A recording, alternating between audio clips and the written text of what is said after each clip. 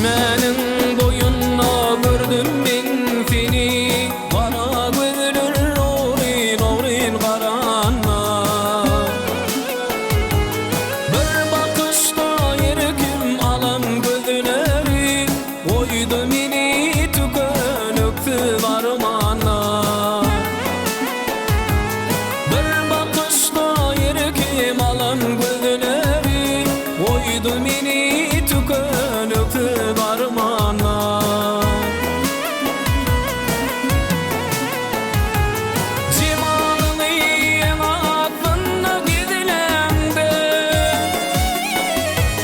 sana bakıp nadarımı durlamda. Dördürüm saçların atın tolkuni, koydu meni tükönüktü varmana.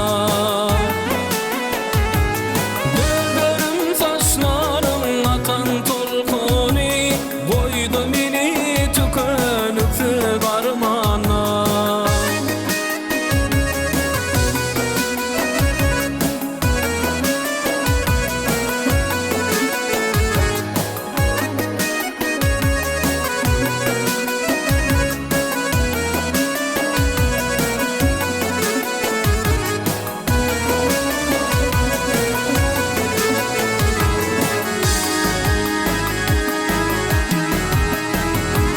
Dünyamı yad ettin, yılgırdın nedim, bir cesedi aydıp bilmedilemde.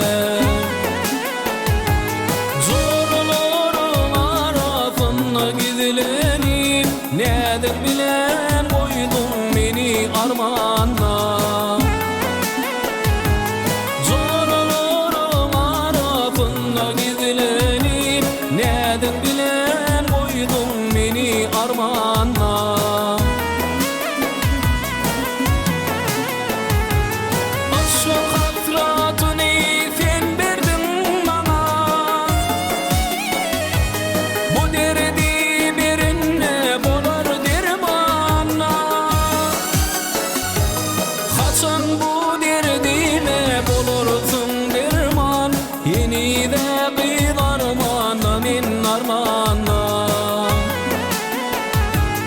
Kaçan bu derdime bulursun derman, yeni de kıyarmana min armana. Zorların arasına gidilenip, koydu meni tükönüktü varmana. Yeni de kıyarmana min armana, koydu meni tükönüktü varmana.